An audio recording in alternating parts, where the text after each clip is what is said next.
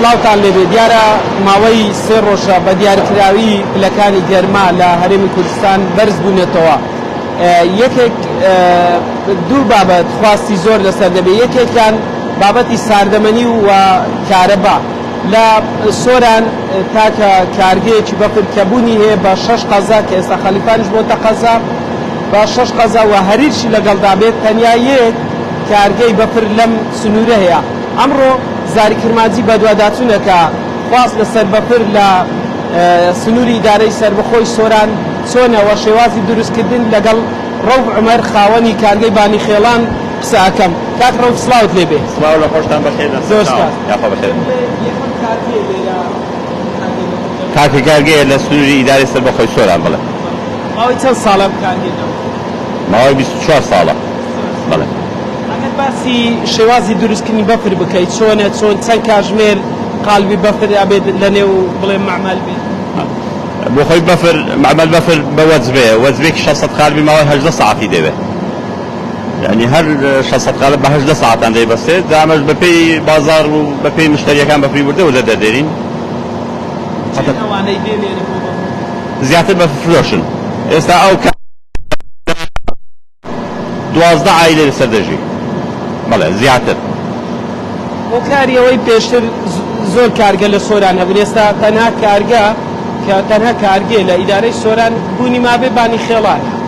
بۆ چونکە بوونی کارە بە بازاری نێش کارکەی بەفر کە زۆر بوو بازار نەما بۆ تێڵنانە مەسەوی زۆرە بۆ تاکەگەرگەیەک بازارەکە ڕۆژی پێنجشەممە جومعە شەممە ئەو ڕۆژانە بازارمان باش دەنا لەبەرەوەی گەشتیارێکی زۆر ڕوو لێرە دەکا.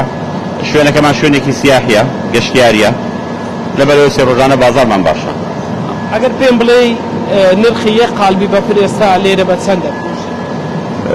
نرخەکەی تقریبا 1500 دینار بۆ لە 1000 تا 1500 دینارە لەناو معمەلیش قالب بە 2000 دەفرۆشین.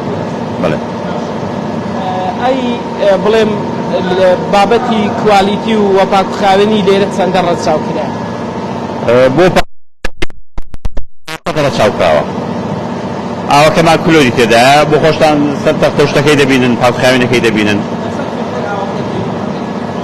دوو فلتەرە. بەڵێ بیری پیوازێت ناو فلتەر یەکەم جارێت ناو تانکێکەوە کلۆریش تێدایە کلۆریش بەکاردێن. ئێوە کاتژمێر چەندی شەو دەست پێەکەن بۆی کە بەفرەکە لە نێو معمەل دەست پێ بکە بۆ بەست؟ لە سەی بەیانیەوە دەست پێ دەکەین. بەڵێ سەی بەیانی ئامادە دەبێت ئەو بایعەکان دێن بۆ بەفر بارکردن بەفر دەبن ناو بازار بۆ فرۆشتن. سەی بەیانی حتا ئەو کاتی بەفرمان دەبێنە بەردەوام دەبێت. داواکاری ئێوە خاوەنی کارگەی بەفر لێرە لە سۆران چییە بۆ حکوومەت و لایەنی پێوێت؟ وەڵای کارەبا زەرورە بۆمە هەموو پێداویستەکانی بۆ جێبەجێ کردوین بەڵام خزمەتگوزاری جادۆبانەکەمان بەکەلگنایە داوا لە شاراوانی دەکەین جادۆبانەکەمان بەشاکە بۆ خۆشتان دەیبینن. خۆش بیا سپاسێک. ڕەوف عومەر خاوەنی کارگەی بانی خێڵان لێرە لە سۆران وەک خۆی گوتی تاکە کارگەیە لێرە کە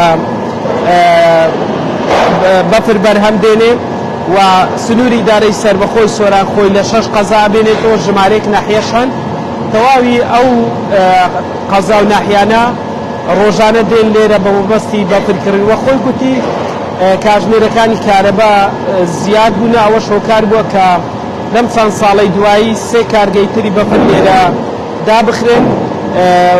نرخی هەر قاڵبێکی بەفر لێرە 1500 بۆ 2000 دینار لێرە دەفرۆشێت وە خۆی گوتی کاتژمێر سەی بەیانی بەفری ئەوان لێرە لە کارگە ئامادەیە و کڕیاران دێن لێرە دەبن بۆ حەریر و خەلیفان بڵێم تەواوی ئەو قەزا و ناحیانەی کە کەوتونەتە سنووری ئیدارەی سەربەخۆی سۆران وە خۆی گوتی 12 خانەوادە بژێویان لەسەر ئەم کارگەیەوە داوای لەلایەنی پەیوەندیدار کرد کە بابەتی ڕێگاوبان بۆ ئەوان بۆتە گرفت کە لێرە ڕێگاکە بۆ ئەوان چابکەن بۆ ئەوەی ئەو کڕیارانەی کە دێنێ ئێرە زووتر بگەن بە مەبەستی ئەوەی کە ڕێگاکە خراپە و هەروەها باسی لەوەش کرد کە زیاتر لە ڕۆژانی بڵێم پێنجشەم جومعە شەممە ئەم سێ ڕۆژە خواست لەسەر بەفر لێرە لە سنووری دارەی سەربەخۆی سۆران زیاد دەبێت ئەو شۆکارەکەی گەڕاندەوە بۆ ئەوەی کە